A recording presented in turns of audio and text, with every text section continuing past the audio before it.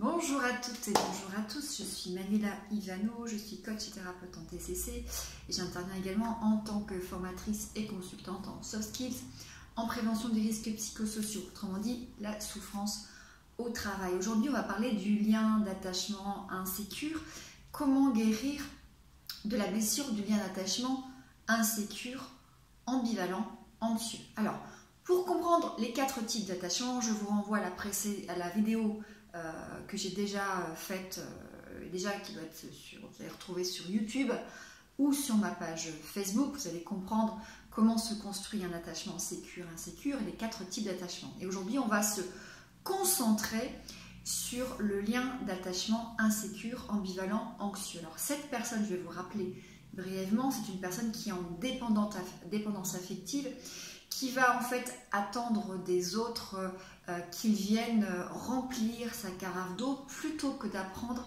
à remplir elle-même sa carafe d'eau pour pouvoir après être en accord et en relation saine avec les autres. Donc c'est une personne qui va suractiver son lien d'attachement dès qu'elle va se sentir en insécurité. Et d'ailleurs, tout détachement de l'autre, toute prise de distance va être interprété comme un signe de rejet et donc va créer une insécurité. Et donc là, la personne va avoir envie de surinvestir son attachement et donc on peut tomber dans plein de comportements complètement inappropriés. Je tombe en harcèlement, je tombe en victimisation, je tombe en manipulation, je vais faire en sorte de porter des masques pour être sûr que la personne ne me rejette pas, ne m'abandonne pas. Je ne sais pas dire non, je ne sais pas m'affirmer, je n'exprime pas mes besoins. J'en viens même à changer mon identité pour pouvoir être acceptée, pour être dans ce lien de dépendance et pour ne pas être rejetée.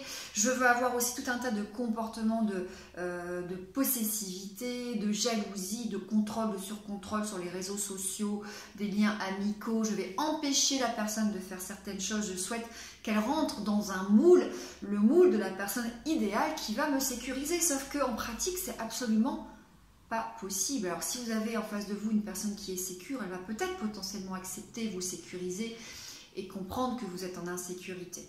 Par contre, effectivement, vous risquez d'être très oppressant, très en demande. Et alors, si vous avez en face de vous une personne qui est insécure, elle risque de prendre la tangente ou au contraire d'activer elle-même son lien d'attachement anxieux si elle a elle-même, ou désorganisé si elle est désorganisée. Alors, comment on sort de ce lien d'attachement? Première chose, chez l'anxieux, comme son nom l'indique, il y a beaucoup d'anxiété.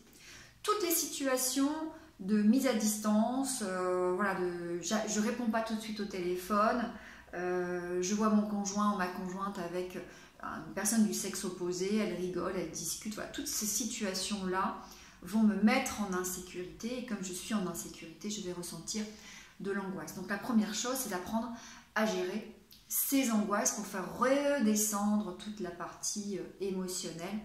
Alors là, il y a tout un tas de pratiques. Forcément en TCC, on sait qu'il y a déjà la cohérence cardiaque, la relaxation, la pleine conscience, mais vous allez pouvoir aussi vous ouvrir à d'autres pratiques que sont le sport, le yoga, les massages, en tout cas tout ce qui va vous permettre quelque part de faire redescendre cette pression émotionnelle. Alors il y a aussi, quand on est plutôt sur un style un peu désorganisé, sur les borderline, il va y avoir aussi la thérapie comportementale dialectique à laquelle je serai formée en fin d'année pour accompagner vraiment les débordements émotionnels, notamment chez les borderline. Bien sûr, ça va servir aussi aux personnes qui ne sont pas forcément borderline pour apprendre à gérer leurs émotions. Donc, première chose, c'est apprendre à gérer ses émotions. Deuxième chose, c'est faire un sevrage. Et comme effectivement tout bon drogué, eh bien, le drogué n'aime pas sa drogue. Il aime l'effet qu'elle lui procure. Et à un moment donné, il sait que la seule solution pour se débarrasser de sa drogue, c'est justement de faire un sevrage et d'arrêter de prendre de la drogue. Le sevrage va être très compliqué, mais c'est une étape obligatoire qui permet après de revenir sur une liberté d'agir, une liberté de penser, parce qu'effectivement, on n'est pas préoccupé en permanence par l'autre ou par sa drogue.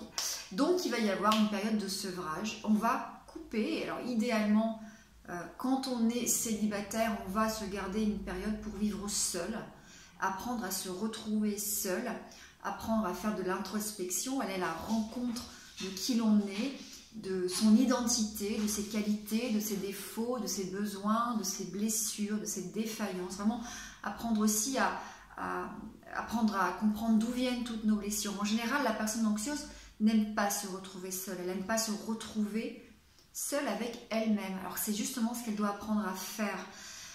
Pour éviter d'être seule, la personne avec un lien d'attachement anxieux peut inventer tout un tas d'activités. Elle va surinvestir le sport, elle va surinvestir le travail, elle va surinvestir les liens amicaux, elle va surinvestir les réseaux sociaux, elle va peut-être aller sur des sites de rencontres, elle va peut-être effectivement compenser dans la drogue, dans l'alcool, dans le porno, dans les relations. Voilà, hein, plutôt que d'être seule, je vais me retrouver dans des relations répétées. Relations sexuelles ou relations amicales. En tout cas, il y a ce besoin de l'autre de venir me rassurer en fait, hein, de me sécuriser à travers soit l'autre, ou me sécuriser à travers mes activités, ou me sécuriser à travers mes drogues. Hein. Donc c'est vraiment de faire un sevrage en apprenant à se retrouver seul avec soi-même. Alors quand on est en couple, c'est beaucoup plus compliqué. Effectivement, peut-être que dans la thérapie, il peut y avoir je prends un appartement et puis voilà, je m'éloigne de mon compagnon quelque temps pour me retrouver en phase avec moi-même, pour pouvoir nourrir, remplir ma carafe d'eau, et quand ma carafe sera pleine, je pourrai donner à l'autre et non plus être en attente vis-à-vis de l'autre. Ensuite, il y a un gros travail à faire sur les besoins et sur l'expression des besoins, autrement dit, l'affirmation de soi. En général, comme la personne s'oublie, elle porte des masques, eh bien, elle va répondre aux attentes de l'autre, quitte à s'oublier complètement. Et souvent, elle ne connaît pas ses besoins. D'abord, elle ne le connaît pas son identité, elle ne connaît pas ses besoins. D'où l'importance de faire un gros travail d'introspection, travailler sur l'estime de soi, la confiance de soi et l'affirmation de soi. L'affirmation de soi étant l'expression de ses besoins. Donc, on va d'abord travailler sur ses besoins. Moi, de quoi j'ai besoin dans une relation ? J'ai besoin de quoi? J'ai besoin de partage, d'équilibre, de communication, de solitude, j'ai besoin, voilà, etc., etc. Le fait de connaître ses besoins va permettre de mieux les communiquer à l'autre, tout en communiquant bien sûr les émotions que l'autre, en tout cas que les comportements de l'autre vont susciter chez nous. Donc dans l'affirmation de soi, il y a bien, j'apprends à exprimer mes émotions, j'apprends à exprimer mes besoins. Le fait de connaître ses besoins, ça va être primordial parce qu'il vous faudra trouver le bon partenaire. Et le problème des anxieux, c'est qu'ils ont tendance à être très impatients, à aller très très rapidement dans les relations sans prendre le temps justement de connaître la personne qui est en face de soi, de connaître ses propres besoins. Et en fait, elles vont choisir une personne, quitte à ce que ça soit n'importe qui ou n'importe quoi, juste pour ne pas être seule, juste pour ne pas vivre à nouveau cette solitude. Et en fait, finalement, on est comme dans le cas de cette addiction à la drogue. En fait, on n'aime pas la personne. On n'aime pas la personne. Alors, il peut y avoir de l'amour, hein, dans la dépendance affective. Je peux effectivement avoir une dépendance affective à quelqu'un que j'aime.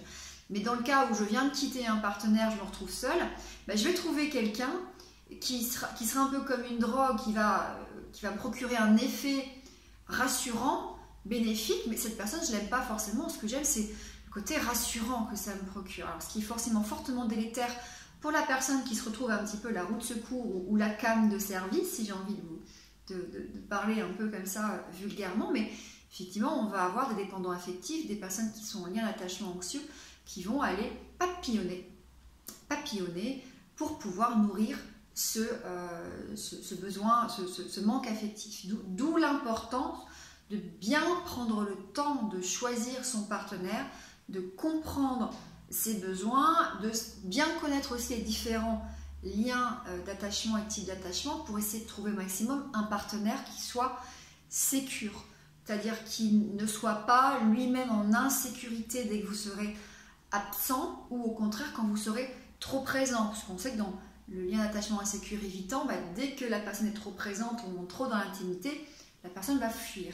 Donc c'est vraiment trouver quelqu'un qui soit dans une relation saine, de laisser la place à l'autre pour s'exprimer, pour être libre, pour avoir ses amis, pour avoir ses ses activités, le temps dont elle a besoin, sans être en attente excessive qu'elle vienne justement me combler, ou alors de laisser tout simplement l'autre exister et venir me donner de l'amour sans penser que tout de suite je suis étouffée et qu'on va venir m'oppresser ou je vais perdre mon autonomie, ou du moins pas mon autonomie, parce que l'autonomie et l'indépendance c'est différent, hein, mais je vais perdre mon indépendance. Donc j'ai peur de tomber dépendant à l'autre, hein, et je ne veux surtout pas être dépendant à l'autre, donc du coup je vais fuir l'autre.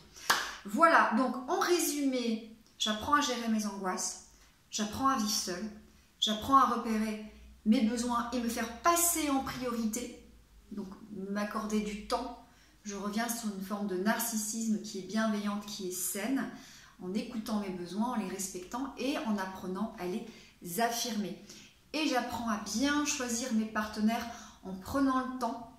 Donc je ne me montre pas impatient, je ne me montre pas impatiente. Je vis ce sevrage qui va être très très compliqué, certes, mais qui me permettra de me retrouver pour pouvoir non plus attendre des autres, mais mieux donner aux autres. Voilà, sur ce, j'espère que cette vidéo vous aura été utile. À très bientôt. Au revoir.